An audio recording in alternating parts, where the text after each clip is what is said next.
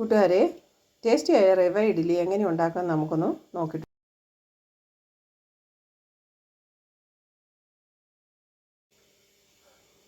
ഇന്ന് ഞാൻ നിങ്ങൾക്കായിട്ട് കൊണ്ടുവന്നിരിക്കുന്ന ഒരു റവ ഇഡ്ഡലിയാണ്. അതെങ്ങനെ ഉണ്ടാക്കുന്നത് നമുക്ക് നോക്കാം. അതിനായിട്ട് ഞാൻ ഒരു 2 കപ്പ് റവ, അതായത് റോസ്റ്റഡ് റവ എന്ന് പറഞ്ഞാൽ നമ്മൾ ഉപ്പുമാവിനൊക്കെ മേടിക്കുന്ന റോസ്റ്റഡ് റവ മതി. അതൊരു 2 കപ്പ് വേണം. നമ്മളൊരു പാത്രത്തിലേക്ക് ആ റവ ഇട്ട് കൊടുക്കാം. അത് കഴിഞ്ഞ് ഇതിലേക്ക് നമ്മളൊരു 1/2 സ്പൂൺ ഉപ്പിട്ട് കൊടുക്കാം. ഇതൊന്ന് മിക്സ് ചെയ്യാം. ഇനി നമുക്കിതിലേക്ക് 2 കപ്പ് റവ എടുത്തപ്പോൾ 2 കപ്പ് തൈര് നമ്മളിതിലേക്ക് ചേർത്ത് കൊടുക്കണം. ഇനി ആ റവയിലേക്ക് ആ തൈര് ഒന്ന് മിക്സ് ചെയ്തെടുക്കാം. അപ്പോൾ തൈര് നമ്മൾ ആ റവയിലേക്ക് മിക്സ് ചെയ്ത് കൊടുത്തു. ഇനി നമുക്ക് കുറച്ച് വെള്ളം ഒഴിച്ച് കൊടുത്ത് ഇതിനെ ഒന്ന് മിക്സ് ചെയ്യാം.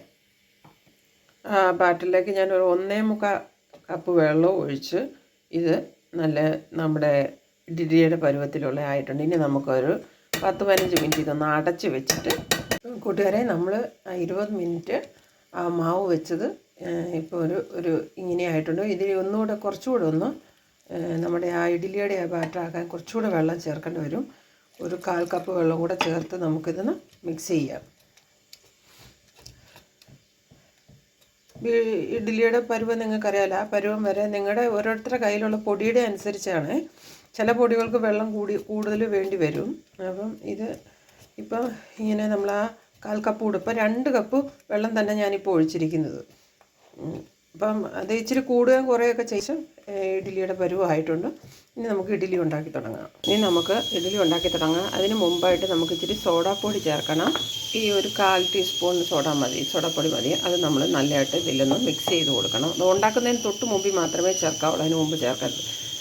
ഇനി ഞാൻ ഒരു കുറച്ച് ഇഡ്ഡലി തട്ട് ഞാൻ എണ്ണ തേച്ച് പാവി കയറാൻ വെച്ചിട്ടുണ്ട്. നമുക്കിനി അതൊന്ന് എടുത്തിട്ട് മാവ് ഒഴിച്ചു കൊടുക്കാം. ഓക്കെ, ഇനി നമുക്ക് മാവ് ഒഴിച്ച് തുടങ്ങാം.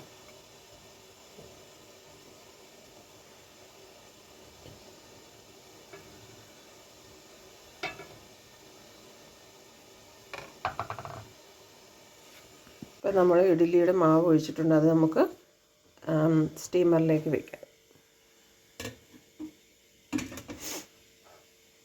ഇനി നമുക്കത് അടച്ച് വെച്ച് വേവിക്കാം. നമ്മൾ ഇഡ്ഡലി റെഡി ആയിട്ടുണ്ട്. ഇനി നമുക്കത് എടുത്ത് മാറ്റാം. ഇഡ്ഡലി നമുക്ക് കുറച്ച് വെള്ളം തളിക്കാം. നമുക്ക് അതിനകത്തേക്ക് ഇത് നമ്മൾ ചൂടാറിക്കഴിഞ്ഞ് നമുക്ക് അത് എടുക്കാം. ഇപ്പം ഞാൻ വെള്ളം തളിച്ചതിൻ്റെ ചൂടാറാൻ വെച്ചിരിക്കാം. രാവിലെ എഴുന്നേറ്റപ്പോൾ എൻ്റെ മകൾ പറഞ്ഞു അവൾക്ക് ഇഡ്ഡലി വേണമെന്ന്. അപ്പോൾ ഞാൻ ഇന്നലെ ഡ്യൂട്ടി ആയിരുന്നുകൊണ്ട് ഒന്നും അരച്ചൊന്നും വെച്ചില്ല. അപ്പോൾ പെട്ടെന്ന് ഉണ്ടാക്കാൻ പറ്റുന്ന ഒരു ഇഡ്ഡലിയാണ്. നിങ്ങളെല്ലാവരും ഇതുപോലൊന്ന് ഉണ്ടാക്കി നോക്കണം കേട്ടോ. നമുക്ക് പെട്ടെന്ന് ആരെങ്കിലും, അല്ലെങ്കിൽ വിസിറ്റേഴ്സ് ആരെങ്കിലും വീട്ടിൽ വന്നെങ്കിൽ നമുക്ക് ഇഡ്ഡലി ഉണ്ടാക്കണമെന്ന് തോന്നുവാണെങ്കിൽ ഇങ്ങനെ ഉണ്ടാക്കാം. ഇപ്പോൾ ഈ ഇഡ്ഡലി തണുത്തിട്ടുണ്ട്. നമുക്ക് പെട്ടെന്ന് തന്നെ ഇത് പാനയിൽ നിന്ന് എടുക്കാവുന്നതാണ്. കണ്ടോ, സോഫ്റ്റായ ഇഡ്ഡലിയാണ് ഇത്. നമുക്ക് ഇതിനെ മുറിച്ച് നോക്കിയാൽ തന്നെ നമുക്ക് മനസ്സിലാവും വളരെ സോഫ്റ്റാണ്. നിങ്ങൾക്ക് കണ്ടാൽ അറിയാം, നല്ല സോഫ്റ്റാണ്. കണ്ടോ, നല്ല സോഫ്റ്റാണ് ഇതിൻ്റെ. നമ്മൾ സാധാ ഇഡ്ഡലി തിന്നുന്ന പോലെ തന്നെയാണ് ഇതിൻ്റെയും ടേസ്റ്റ്. നമ്മുടെ ടേസ്റ്റിയായ റവ ഇഡ്ഡലി ഇവിടെ റെഡി ആയിട്ടുണ്ട്. എല്ലാവരും ഇതൊന്ന് ട്രൈ ചെയ്ത് നോക്കണം. അത് ഞാൻ ഒരു തക്കാളി ചട്നിയുടെ കൂടെയാണ് കഴിക്കുന്നത്. അടുത്ത വീഡിയോയിൽ നിങ്ങൾക്ക് ഈ ചട്നി എങ്ങനെ ഉണ്ടാക്കുന്നതെന്ന് ഞാൻ ഇട്ട് തരാം. അപ്പോൾ എല്ലാവരും ഇതൊന്ന് ട്രൈ ചെയ്ത് നോക്കണം. നിങ്ങൾക്ക് എൻ്റെ വീഡിയോ ഇഷ്ടപ്പെട്ടാൽ എൻ്റെ വീഡിയോ സബ്സ്ക്രൈബ് ചെയ്യണം, ലൈക്ക് ചെയ്യണം, കമൻറ്റ് ചെയ്യണം. വീണ്ടും അടുത്ത ഒരു വീഡിയോ വരുന്നവരെ ബൈ.